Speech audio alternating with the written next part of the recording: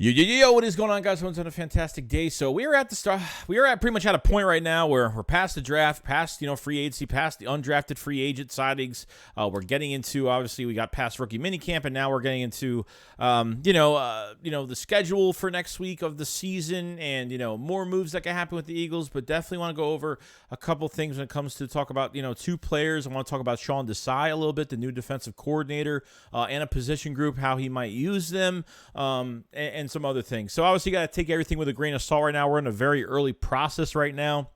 This roster could change by the day, which I think there is going to be a couple more moves that are going to be made between now and the start of the season. I think the Eagles have 2 more moves left in them, not game-changing moves, but moves that could definitely help this roster in time for the 2023 season. So let's get into all of that great stuff, and let's get after it. Horror movies to know any weirdo wearing a mask is never friendly.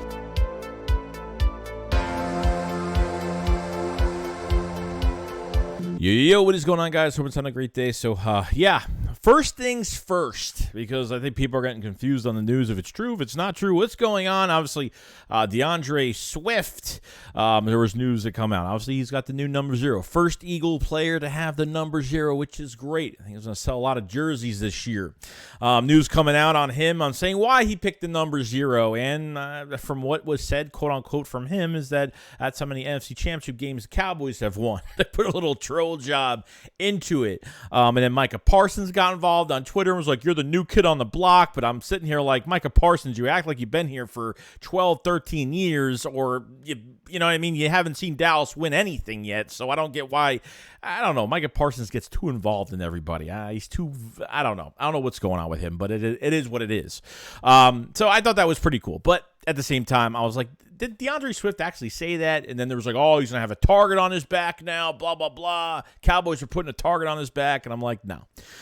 This is definitely not true. I mean, I looked at the press conference. I watched the press conference with DeAndre Swift, and I don't get why he would say this on record, off the field, and all this news would come out. It just makes absolutely no sense. I know 1,000,000% that this is not true at all.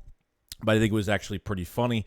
I just kind of want to clear that up because people were very confused. Obviously, it was a good laugh, but at the end of the day, I mean, Micah Parsons thought it was true, so he just went out on Twitter and went all over him about that, quote that he said about them and why he picked the number 0, which I think was pretty funny.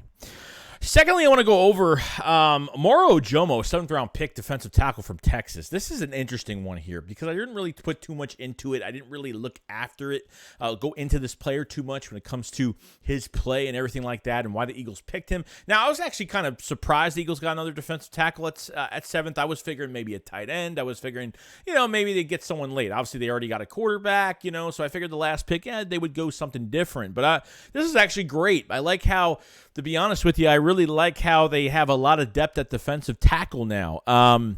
When it comes to Moro Ojomo, 6'2", 293, it was a 3-year starter at Texas. And to be honest with you, should have been a 5th-round pick. From what the Eagles have said and what I've read about his projections, he should have been a 5th-round pick in this draft. And sometimes these players just move down, and obviously as a 5th-round pick, players will have issues. There are downsides to players like this getting them really late. But the good things about Moro Ojomo is his first quick step. The guy is very disruptive. He's got a pretty good motor, a decent motor. I think really the only thing he's struggling with is his pass rush and a little bit of technique. Really, it's consistent pass rush, but he's flashed so heavily on disrupting in the backfield. His rip, his swim moves. He's got some tools in the toolbox right now. It's really down to coaching him up a little bit more. And I think that's where it really comes into. So I kind of want to see him in the rotation. I kind of want to see him, are they going to keep that many defensive tackles this year? I don't know. I mean, really, you got Jordan Davis, you got Fletcher Cox, obviously Kadavius Street, which I keep forgetting he's on the team, and that was a really good, 3 to 5 sack guy for the year. That is a veteran type guy that's coming here. And there's not Fletcher Cox is the older player really in this defensive tackle position right now. And obviously Milton Williams, and now having Moro Ojomo and the guy from USC, Tuli Palaluzzi, whatever his name is. I can never say his name right. So I think as for a rotation, especially helping for Fletcher Cox, since he should be playing 35 to 45% of the snaps because he's just not the same player anymore. But a good rotation here, and if Moro Ojomo could make some noise, that'd be great. I think more of a project for maybe after 1 year, maybe see what he does in 24, but you never know what could happen here. If you watch a lot of tape on him, like I said, not a great consistent pass rush, but he's got he's consistently, he can really get pressure in a lot of different ways. It doesn't necessarily is going to result him in a sack, but with a decent motor that he does have, and like I said, all tricks in the trade, the moves that he has that could get some pressure. His bull rush is pretty good, and like I said, if you have a good motor coming in as a 7th round pick, that's not really that bad at all. I think there's a lot of good things. I think he has a good ceiling on him right now. It's really going to come down to coaching and how much of a better pass rusher can he be. Against the run, he's not too bad at all. He really made some good tackles for Texas. And last year was obviously his best year in 22. 32 tackles, 5.5 sacks for loss. 5.5 tackles for loss, and 3 sacks. So he kind of distinguished himself as like one of the best players, especially in the East-West Shrine Bowl, which is pretty cool. So he got a little bit of attention for that. But like I said, first quick explosiveness, decent motor. It's just technique, and it's really just garnering a better pass rush and a skill set. That's really it. I think with some better coaching from Tracy Rocker, you never know he can have here with this guy. And the Eagles were really happy to get him, especially when they drafted him and how happy he was on the phone and just how emotional he was. I think that's going to push him more. I think he's going to have more of a chip on his shoulder going forward. And, I try to make sense of why they got him, but I can understand why they did of the ceiling and, if they have the right defensive line coach to kind of get the best out of him, which I don't think they're going to get everything out of him in one off season to this regular season. But hey, I would like to see, if he kind of turns my head a little bit and gets himself a little bit of attention, which would be great. But I like how they have a lot of defensive tackles that they're almost perfect at that position now. Obviously, getting Jalen Carter added to the mix now is even better for the rest of our guys. I think the defensive tackle position is a lot better. Obviously, I think you replaced Javon Hargrave by a mile because I think Jalen Carter is going to be an absolute beast. Number one, you're not paying him $21 a year, and number two, he's already paid, and we're getting this thing going. You know what I mean? You pretty much revamped your defensive line, defensive tackle especially, bringing a couple young guys, and which is great. A few young guys, I should say, on the whole defensive line, not just defensive tackle, which is good. So Moro Ojomo, there's a big ceiling for him. It's really going to be about the coaching, and obviously this could take more than a year, or maybe not. You know what I mean? You never know. You can get out of guys, and you never know what could happen due in time when it comes to training camp. Anybody can explode at this point and get the attention they need. So feel really good about Moro Ojomo and read a lot more about him on why the Eagles took him in the 7th round and they thought it was a really big steal, which I think so too. Should have been a middle to early 5th round pick, which isn't really that bad at all, which I think is pretty cool. Now, another one definitely is a lot of people haven't really talked about. I know we talk about the linebacker position so much, but with Ben Van Sumeren from Michigan State, I think he was a Michigan transfer to Michigan State, was a fullback, went to linebacker, freak athlete, guys. I mean, combine he was just, this is more of an analytical signing just because, I think when it comes down to, Ben, I think it really goes down. Like I said, this is another guy that just needs a lot of coaching. He has a lot of jack-of-all-trades type tools of what he could do on the field. The problem is, putting them to good use, and I think good coaching that comes out of it is going to make him a better player. He was a combine freak. I think when it comes to the 40-yard dash, he was in the 4.4, so he would have been like the second highest in the 40-yard dash, which is absolutely insane for a linebacker. And the 4.4s, like I said, 6'3", 237 pounds, 42.5 vertical leap, 29 reps on the bench, on bench. 10-11 broad jump. I mean, just amazing. And he was, like I said, he was the fastest among linebackers as well. So, like I said, I think when it comes to him, he can get all over the field. Now, I don't know too much about his coverage. and stuff like that. But I think when it comes to run support, and he's got a lot of speed. He could turn, he could jump, he's a premier athlete. But really, it comes down to coaching, and where they want him. Do they want him as a middle linebacker, outside guy? I don't know where they're going to want him. But when you look at the linebacker position and different, now we've heard all the rumors about the fifth-year options that, Patrick Queen's available, Isaiah Simmons available, maybe Devin White. I don't know. But when you look at it, like Nakobe Dean, field general, can't wait for him to play, showed so many flashes when he had his chances last year and played special teams. Nakobe Dean, I feel like he's going to be really good, but obviously I'm just trying to hold myself together and not go too far ahead of myself because I don't want to overexcite myself about anything. And then, Nicholas Moro, obviously, 116 tackles last year, great run support, could shoot the gap, could blitz, could cover. You got two coverage linebackers, which is great. And Nicholas Moro was a low-risk, high-reward type signing. He wasn't hurt last year, but he was hurt the year before, I think, with like a toe injury or something like that. So I feel like this linebacker core needs one more piece. I don't think Kyron Johnson's going to be enough because this guy is already hurt. He was drafted a couple years ago, the other year. Kyron Johnson's hurt. Patrick Johnson, I mean, there's Davion Taylor has kind of fell off because he's been injured so much. 21 had a really good season, paired up with TJ Edwards and kind of just fell apart after that knee injury and then got hurt again going to last year's offseason training camp, all the offseason stuff. So you're really, I would like to see another guy kind of rise up to the occasion at this linebacker core. Now, I still think the Eagles have a lot of interest in trading for a player, whether it's Isaiah Simmons, Patrick Queen, we've kind of talked about it. I think there's a high ceiling for Isaiah Simmons, very good athlete. Patrick Queen, I think he would fit immediately. And now you have Ben Van Semmeren here, an undrafted free agent that's really trying to find his way right now.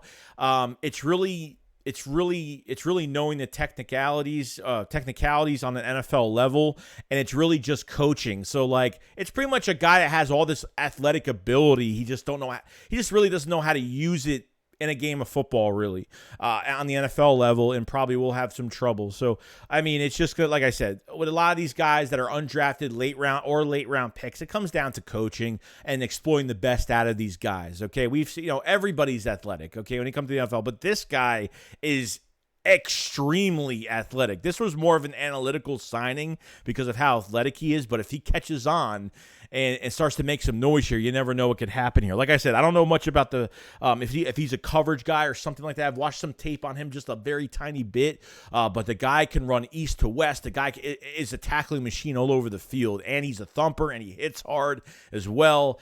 He loves physical contact, love guys like that. Looks like a beast on field, especially for Michigan State, which is great. But on the NFL level, we're going to find out. Linebacker core, I think you got two really good starters, and behind that, it's very right now. It's not really impressing me too much behind those two players right now. I wish I could say Davion Taylor is going to do something, but I just don't trust it. You know what I mean? Nicholas Moro, I feel good about it, but I just have to see it. You know what I mean? Nakobe Dean, I'm already on board that he's going to play really well, but I'm trying to hold myself back and not excite myself too much, but just got a feeling he's going to do a really good job. He's going to be our future linebacker for years to come, and I can't wait for that moment either, which I think is pretty cool. Now, the last thing I want to go over is Sean Desai, okay? Now, the cornerback group is kind of where I want to connect them a little bit, is because the corners that they've brought in so far have been big corners. They're bringing in big corners. They haven't really haven't signed, whether it's a tryout guy, undrafted free agent, or a guy that they, drafted. You know what I mean? When it comes to cornerbacks, they brought in bigger sized cornerbacks, and kind of when you look at it here, like Eli Ricks, 6'2", 188. Mekhi Garner from LSU, 6'2", 212. Even Chris Steele that's trying out is 6'1", 190. I mean, they're bringing in some bigger corners, and it's kind of letting me know, Keely Ringo's the same way. It's making me think, are they going to be more physical with these corners? In your face, physical, are they going to, I don't feel like they're going to give too much space, obviously, depending on the game and how many points are up, and, maybe they'll play picket fence like we used to do, or I mean, not that badly, but you know what I mean. They won't be as as too much when when you're up a few touchdowns and you're just trying to contain a little bit. Maybe you're not trying to do too much. I can understand that, but doing it every single game like Jonathan Gannon did last year really started to piss me off a lot. But like I said, this is all speculation. This is just me with an opinion right now. I don't know what Sean Desai is doing. Obviously, it's a 3-4 base with some disguising coverages, kind of what Jonathan Gannon was supposed to do the past couple years. But I think when it comes to Sean Desai, how smart he is. He's been a defensive coordinator before. He was with a successful defense in 21 with the Bears. Obviously, bottom 10 against the run, top 10 against the pass, top 5 in sacks, can create pressure on quarterbacks really well. Interesting to see enough what he does with these corners, because you got to take advantage of this situation. Now Slay's here for another 2 years. Bradbury got a new contract, could have got more money, stayed for 12, 13 instead of 15, 16. And he's here for another 3 years. So, using corners really well is going to benefit your safeties. Using your defensive line really well, getting pressure is going to benefit your corners to do less work. So it really, the defense is hand in hand. When one position does a great thing, it benefits another position to make it, an interception, a turnover, whatever the case may be. But with these cornerbacks, I feel like they have to be more pressed. I feel like, not all the time they have to be hitting them off the line, but it would be nice to, depending on what receivers we're facing every week, I feel like they have to be a little bit more physical, kind of, jam the receiver, kind of get them, get them off their route, and kind of, mess it up a little bit and just get a little physical. That's all really, because I feel like they, with Big Play Slay, it was kind of the same thing early in the season. I think the perfect game for Big Play Slay was that Vikings game. I was at that game, and it was amazing, by the way. But when they were shadowing Slay on the number one guy, that's what I really wanted all year. I felt like they did that, and I felt like when they left him on the other side of the field for so long, on the opposite side, or they kept both corners on the same side every single game, it didn't really give Slay any determination to, I'm not saying he didn't try or anything, but there were times where he looked really bad. He's sitting there with 5 to 8 yards. And I understand that there are going to be points where I'm not saying press every time. So don't get me, I'm not saying we have to blitz every time, press with these corners, press coverage with these corners every single time. I'm saying just do it here and there at important moments in a game. And I feel like getting these bigger corners in, maybe they want, maybe that's what Sean Desai wants with these corners. He wants bigger corners that have some athleticism in them, but could jam these receivers off their routes, which would be pretty cool. So, I mean, that's just really an opinion, of mine that I've thought, because I've kind of looked at all the corners. I was like, all these corners are over 6 feet tall. Some of them are 180 to 200 pounds or over that. And I think the Eagles, I think Sean Desai has a plan with some of these guys. So I've been pretty fortunate to see that, maybe somebody could make some noise. I think at depth corner, I think the depth corner position is really good right now.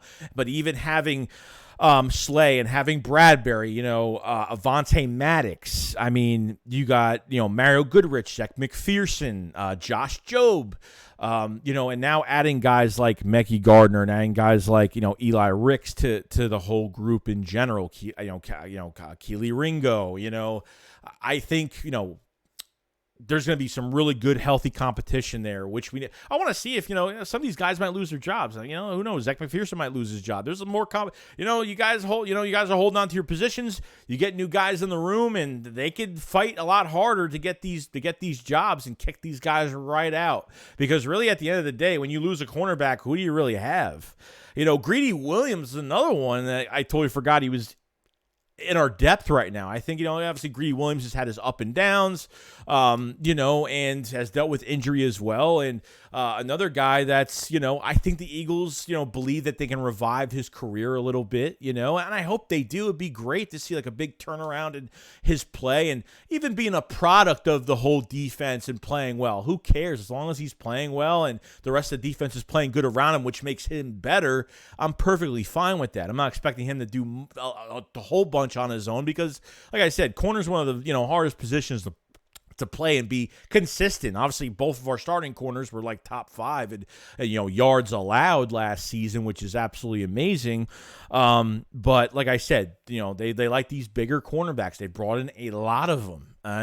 Maybe it doesn't mean anything. Maybe these are just the guys they wanted, and there's nobody. That's why Avonte Maddox and the nickel, I get nervous with him because he's undersized, but he plays tough. You know what I mean?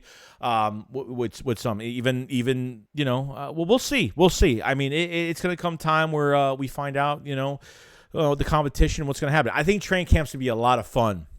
Obviously, over only two preseason games, but between practicing with each other, iron sharpens iron, and then really going to the joint practices, what team are going to be joint practicing with. That's going to be another huge thing, too. I'm going to be very excited about to see what competition or what team they choose or what teams come together to do the joint practices, and I think it's going to work out well. So, the whole big corner thing with Sean Desai, maybe those are the type he wants, or maybe they're just getting lucky on picking guys that almost seem like the same size or close to the same size all the time, which I think is pretty cool.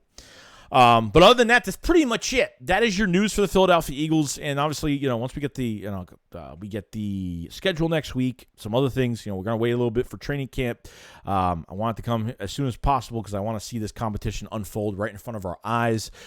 Definitely, if you guys have lasted this long in this video, make sure you subscribe to the channel. Make sure you like the video as well. It does help out the channel out a lot, and I appreciate all the support, especially from all the offseason and every regular season in general. We'll be going over everything every single day. So you guys enjoy your day. I'll see you guys on the next one. Remember, SHAKESQUAD up, follow side. Peace out, guys. Peace.